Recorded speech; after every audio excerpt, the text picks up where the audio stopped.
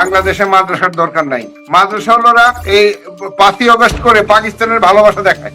বাংলাদেশে মাদ্রাসার দরকার নেই, সবগুলো বন্ধ করে দেয়া দরকার। সাবেক পলাতক সংসদ সদস্য ও মহানগর আওয়ামী লীগের সভাপতি বাহাউদ্দিন বাহারের কথিত মাদ্রাসা বিরোধী বক্তব্য এবং কুমিল্লার জনগণকে হুমকি দেওয়ার অভিযোগে তীব্র প্রতিবাদ ও নিন্দা জানিয়ে সংবাদ সম্মেলন করেছে কুমিল্লা জেলা কওমি মাদ্রাসা সংগঠন। একই সঙ্গে তাকে দেশে ফিরিয়ে রাষ্ট্রদ্রোহ মামলায় বিচারের আওতায় আনার দাবি জানিয়েছে সংগঠনটি। জীবন অবাক না করলে কে করবে? 28% মিল্ক ফ্যাটের অবাক করার সাথে ফ্রেশ মিল্ক পাউডার। জীবন অবাক করুক প্রতিদিন। ভোট চোরের এমপি পলাতক বাহাউদ্দিন বাহার কর্তৃক টকশুতে দেশের বাহির থেকে মাদ্রাসা বন্ধের বিরুদ্ধে যেই ঘৃণ্য বক্তব্য প্রদান করেছে এবং মাদ্রাসাগুলো বন্ধের দাবি জানিয়েছে, আমরা তীব্র প্রতিবাদ জানাই এবং তার এ বক্তব্য এবং জনগণের বিরুদ্ধে তার হুমকি ধমকির বিরুদ্ধে রাষ্ট্রীয় ইন্টারপোলের মাধ্যমে হলেও তাকে দেশে এনে শাস্তির আওতায় আনা এবং কুমিল্লাকে শান্তিপ্রিয় কুমিল্লা শহরকে শান্ত রাখার ব্যবস্থা যেন প্রশাসন করেন, এটা আমাদের দাবি। বৃহস্পতিবার দুপুর 12টায় কুমিল্লা প্রেস ক্লাবে এক সংবাদ সম্মেলনে সংগঠনের নেতারা এই দাবি জানান।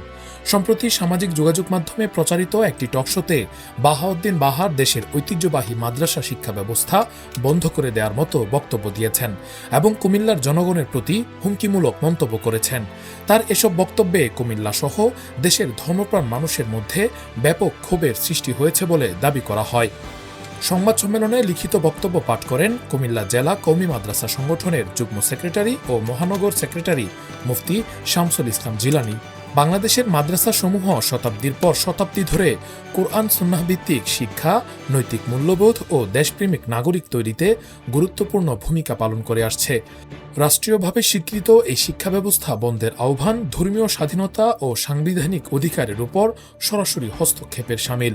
তিনি আরও বলেন, এ ধরনের বক্তব্য সামাজিক সম্প্রীতি ও জাতীয় ঐক্যের জন্য হুমকি স্বরূপ এবং দেশকে অস্থিতিশীল করার অপচেষ্টার অংশ। লিখিত বক্তব্যে বাহাউদ্দিন বাহারের রাজনৈতিক ভূমিকারও সমালোচনা করা হয়। সংগঠনের নেতারা দাবি করেন, অতীতে তার বিরুদ্ধে রাজনৈতিক দমনপীড়ন, সন্ত্রাস ও দুর্নীতির নানা অভিযোগ ছিল। দেশত্যাগের পরও তিনি উস্কানিমূলক বক্তব্য দিয়ে পরিস্থিতি ঘোলাটে করার চেষ্টা করছেন বলে অভিযোগ তোলা হয়। সংবাদ সম্মেলনে নেতারা বাহাউদ্দিন বাহারকে আন্তর্জাতিক পুলিশি সহযোগিতার মাধ্যমে দেশে ফিরিয়ে এনে তার বক্তব্যের বিষয়ে চূড়ান্ত এবং প্রয়োজনীয় আইনগত ব্যবস্থা গ্রহণের দাবি জানান। পাশাপাশি ধর্মীয় মূল্যবোধ, শিক্ষা ব্যবস্থা ও সামাজিক স্থিতিশীলতা রক্ষায় সরকারের হস্তক্ষেপ কামনা করেন। Rakibul Islam Rais, face the people, desk report. জীবন অবাক না করলে কে করবে? 28% মিল্ক ফ্যাটের অবাক করার সাথে ফ্রেশ মিল্ক পাউডার। জীবন অবাক করুক প্রতিদিন।